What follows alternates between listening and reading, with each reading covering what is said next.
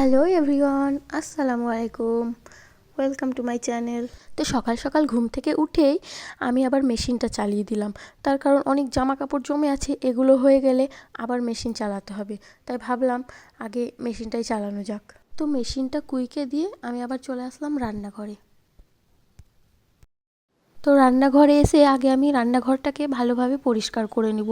সব রাত্রে খাওয়া দাওয়া করা হয়েছে, রাত্রে আর কিছু গোছানো হয়নি, সব এলোমেলো হয়ে পড়ে আছে। তাই ভাবলাম আগে এগুলোকে গুছিয়ে নিই। তো বাসনপত্রগুলো আমি এখন নিচে নামিয়ে রাখবো। এগুলো এখন আমি আর মাজবো না।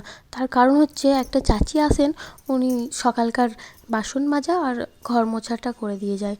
তাই আমাকে সকালে এগুলো আর করতে হয় না। এখন আমি গ্যাসটাও মুছে নিলাম। এবার একটা হাঁড়ি বসিয়ে দেবো। আজকে ভাবছি একটু খিচুড়ি রান্না করব। তাই খিচুড়ির জন্য অল্প একটু মুগ ডাল নিয়ে নিলাম। তারপর এটাকে ভালোভাবে ভাজা হয়ে গেলে এটা ধুয়ে নেব। আর এখানে দেখো, আগের দিন রাত্রে আমি ছোলার ডালটা ভিজিয়ে রেখেছিলাম। তার কারণ হচ্ছে চাল সেদ্ধ হয়ে গেলেও ডালটা সেদ্ধ হতে চায় না। ওই জন্যে ভাবলাম আগের দিন রাত্রেই ভিজিয়ে রাখি।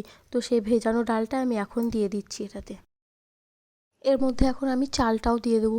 দিয়ে সবগুলো একসাথে মিশিয়ে আমি ধুয়ে নেব ভালোভাবে। তো ধোয়া হয়ে গেছে, এখন এবার আমি জল দিয়ে দেবো।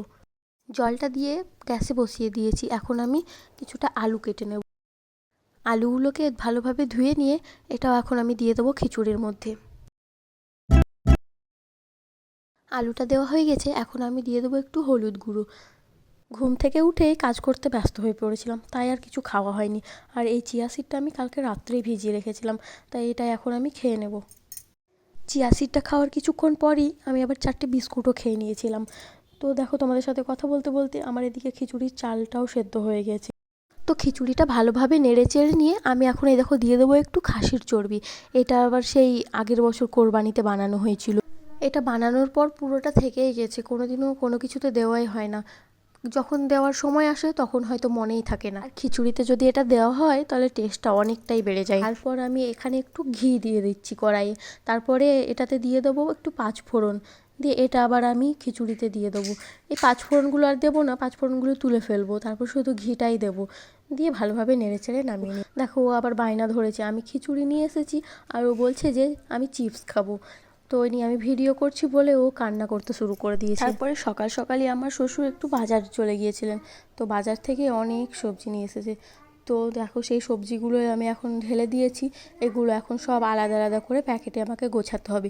সেগুলো আবার এখন ফ্রিজে রাখতে হবে। এগুলো গুছিয়ে নেওয়ার পর দেখছি আবার আর একটা ঝোলা আছে।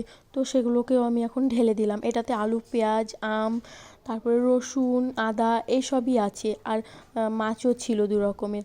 তো সেগুলো আমি এখন ঢেলে নেব। আর এই দেখো, আলুগুলো সব আলুর জায়গায় রাখবো, পেঁয়াজগুলো পেঁয়াজের জায়গায়। আর এখানে আমার ছেলে চলে এসেছে আমার হেল্প করতে। আর এই দেখো, আমার ছেলে এখানে আমাকে বলছে যে মা দেখো আমার হাতটা কেমন লাল হয়ে গেছে। পেঁয়াজ যত যা ছিল সব গুছিয়ে নেওয়ার পর এই দেখো এখানে পুঁই শাকও নিয়ে চলে এসেছি।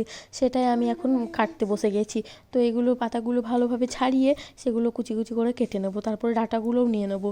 তো এটা কেটে এখন আমি প্যাকেটে রেখে দেবো। আজকেও এটা রান্না হবে না, কারণ অলরেডি 2-3টে রান্না হয়ে গেছে।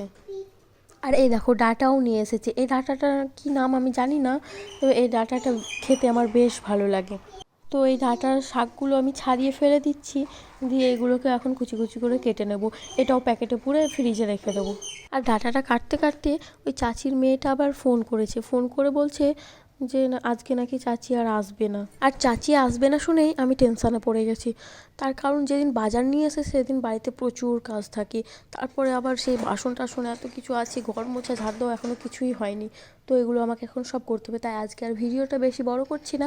আজকের ভিডিও এই পর্যন্ত। টাটা, আল্লাহ হাফেজ। আর আমার এই ভিডিওটি কেমন লাগলো আপনারা অবশ্যই কমেন্ট করে জানাবেন।